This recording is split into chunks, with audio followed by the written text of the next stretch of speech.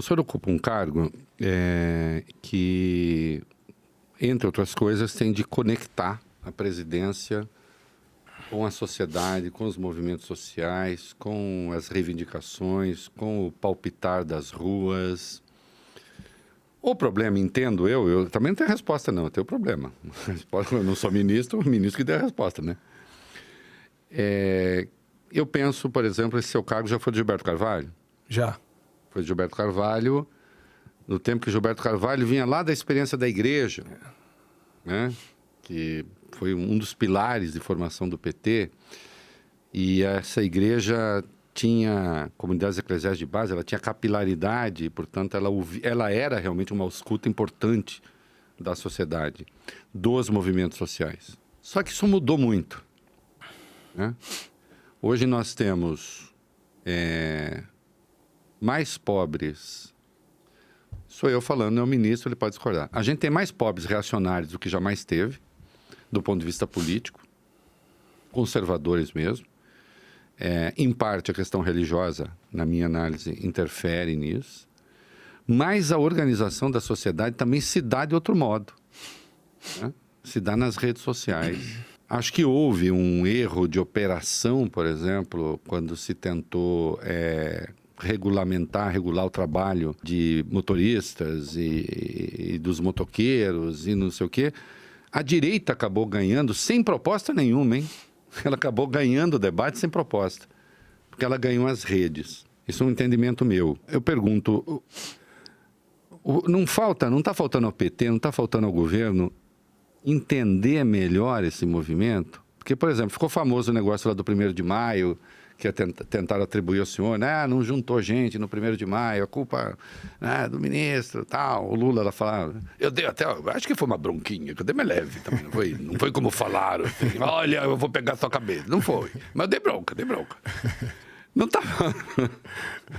Não, o senhor já assistiu o programa, né? Eu faço essas coisas. Não está faltando ao PT entender melhor o que está acontecendo, se estruturar melhor para enfrentar as redes? Porque às vezes eu acho que não está entendendo. Você falou coisas muito importantes. Primeiro, só que... Muito obrigado, eu tento.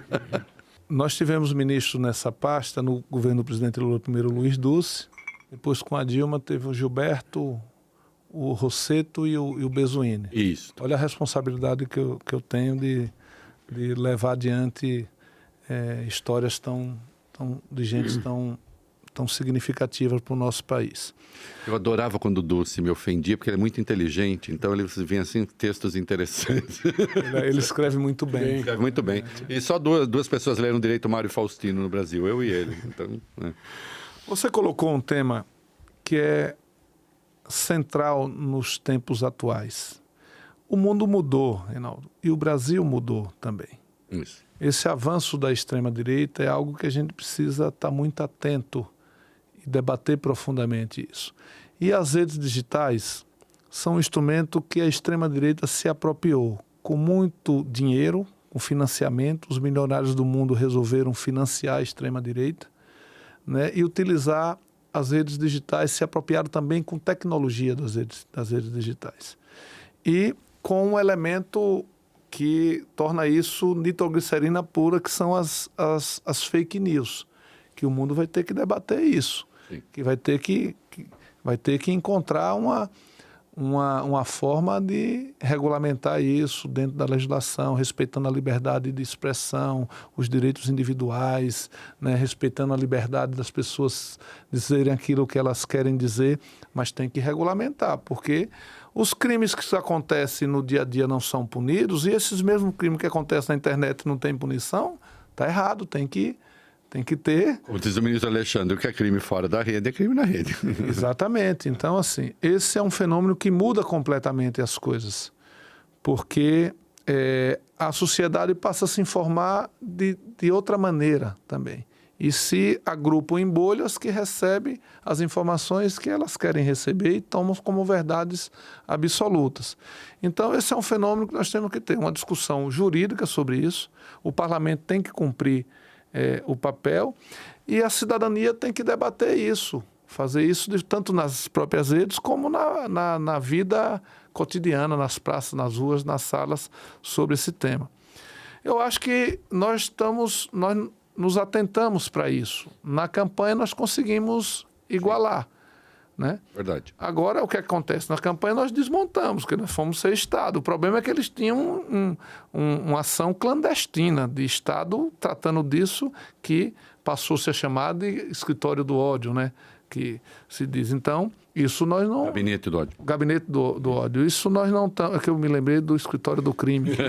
Tem muita similaridade, tem muita relação. É relação. Né?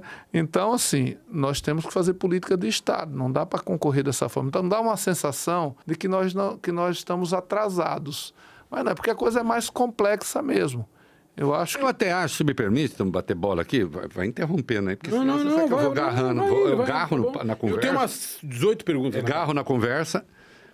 Eu nem acho que o governo tenha muita coisa a fazer. Acho que na área de comunicação tem alguns erros crassos, mas não vou ficar aqui. Não, eu falo do PT mesmo. Se o PT não... Às vezes, o partido... Estou perguntando ao ministro do partido, porque o senhor é do partido. Eu sou do partido. Com muito orgulho. E acho que tem, inclusive, manter a diferença. Isso é partido, isso é governo. Claro. Né? E são diferentes mesmo. A gente viu agora o negócio da Venezuela. Exatamente. Estou falando se o PT que foi vanguarda em tanta coisa, e que se antecipou a tanta coisa, né? O tempo que eu dava muita porrada no PT, o PT era muito bom, inclusive. Estou achando que Esqueça esse tempo. não, mas é até importante, por exemplo, no caso da Venezuela, podemos falar disso agora ou não, mas eu estou dando um exemplo. Vamos falar sobre tudo que vocês quiserem. Estou dando um exemplo. Não tem, viu, Reinaldo? Não tem nenhuma censura de tempo. O ministro podem falar do que vocês quiserem. O ministro não pediu nada e nunca ninguém nos pede nada, porque sabe que também não adianta, né? Assim, não quero falar desse assunto, vira o primeiro, né? Então, que bom mas, que seja assim. Estava na cara que tinha um desgaste tão evidente que estava pingando na área, e às vezes eu acho assim que o PT parece que faz questão de cair no problema em vez de se livrar do problema. É isso que eu acho. Porque desconhece um pouco como funciona a rede. Então, o que é que eu acho? Eu acho que nós estamos atrasados em algumas coisas na rede. Não é atrasado de concepção, é de tempo mesmo, de rapidez em agir. E não só nós, a esquerda de uma forma geral e a centro-esquerda no mundo inteiro. Eu falei aqui, por que eu estou... Verdade. Por que disso? Porque os milionários resolveram investir muito recurso e se apropriar da tecnologia das redes. A gente viu o que aconteceu no Reino Unido. Uma convocação e a pauleira comeu. Não é verdade? E lembre-se, e se você for atrás, vai ver que absurdo foi o Reino Unido sair da comunidade... Isso, por causa disso. Europeia, por causa disso. Sim. Aí, o Brexit foi fruto dessa maluquice. Isso. Né? A eleição do Trump tem muito disso. A Primavera Árabe. Teve embriões lá atrás que nós não compreendemos direito. O que aconteceu aqui em 2013. Nós não tivemos capacidade de fazer a leitura correta na hora certa. E tem consequências disso. Mas acho que nós estamos indo atrás bem. Eu acho que não só o PT, como a esquerda, de uma forma geral, no Brasil e no mundo, está se apropriando disso, está correndo atrás, está avançando bem nisso. O PT está com uma política de comunicação que avançou muito para o que tinha. Eu acho que nós vamos enfrentar essa parada e vamos chegar de igual para igual. Eu acho que é uma questão de tempo. Acho que é importante ter para compensar esse investimento, que são bilionários nisso, você tem que enfrentar com rede orgânica. Então, nós temos militância real para isso. Nós somos o maior partido da América Latina. Nós temos um partido vivo, organizado no país inteiro. Eu costumo brincar que onde você chegar tem a sede dos Correios, do Banco do Brasil e uma bandeirinha do PT. Nos últimos anos, os Correios e o Banco do Brasil foram muito enfrentados. Em algum local deixou de ter, mas a bandeirinha do PT está lá em qualquer lugar do Brasil. Então, eu acho que a gente tem que compensar isso também com investimentos. Tem que ter investimento. O partido tem que dedicar uma parte dos seus recursos para investir nas redes digitais e estimular a nossa militância, fazer o que a gente sempre fez. Só que agora tem que fazer de dois jeitos. Nas ruas e nas redes. Eu acho que nós vamos chegar lá. Eu acho que, como virginiano, eu quero fazer um freio de arrumação. Signo do meu pai. Eu sou virginiano. Eu também. O senhor também? Sou virginiano também. Então eu acho que tem que fazer um freio de arrumação. Sou leonino. Porque tem muita gente nos assistindo que não sabe exatamente o que é a Secretaria-Geral da Presidência da República. É boa. Nós sabemos que o presidente tem um mítico secretário pessoal, que é o Marcola. Todo mundo, o Brasil inteiro, e não é o Marcola. Bom Marcola. Bom Marcola, nosso querido Marcola, o cara importante que organiza a vida do presidente. Isso já foi objeto de muita fake news. É muita fake news. Aliás, qual é o nome do Marcola? Marco Aurélio. Marco Aurélio. Um beijo. Beijo também pro Marcola, mas eu não- qual o nome do Marcola? É ótimo, né?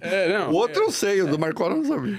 Mas que não tem nada a ver com o ministro-chefe da Secretaria-Geral da Presidência da República, que, dentre outras coisas, dialoga, por exemplo, com os movimentos sociais. E eu quero voltar a falar de movimentos sociais daqui a pouco, mas depois que o senhor nos explicar qual é a competência da sua pasta. Então, nesses últimos anos, mudou muito de função. O que é que a principal função hoje da Secretaria-Geral da Presidência é estabelecer a relação com os movimentos sociais e reimplantar o processo de participação social no país, que foi completamente destruído e obstruído nos últimos 4 anos. Eu quero só lembrar, fazer 2 episódios, quero só lembrar uma coisa.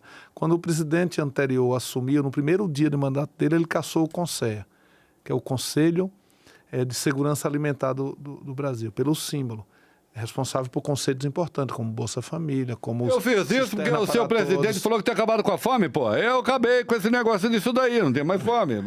Então, o que é que o Lula fez? No primeiro dia do governo dele, ele restituiu o Conselho com a mesma direção para cumprir o seu mandato e programar o processo da sua conferência, que é fundamental, que assessora o presidente, que é vivo, que participa especialista, sociedade civil organizada, que aponta alternativas para o governo, que aponta correção de rumos quando a gente está errando. Então, isso tudo as conferências tinham sido, a sua imensa maioria, obstruídas, alguma ou outra que resistiu nesse processo. Banidas mesmo, né? Banidas, os conselhos interditados. Então, o que é que nós fizemos? Que é a primeira missão da Secretaria-Geral da Presidência, a participação da sociedade. O que é que o presidente Lula falou quando ganhou a eleição?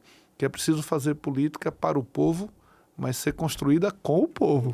Claro. Então, às vezes o óbvio precisa ser dito. Se você faz conjuntamente, a possibilidade de errar é menor do que...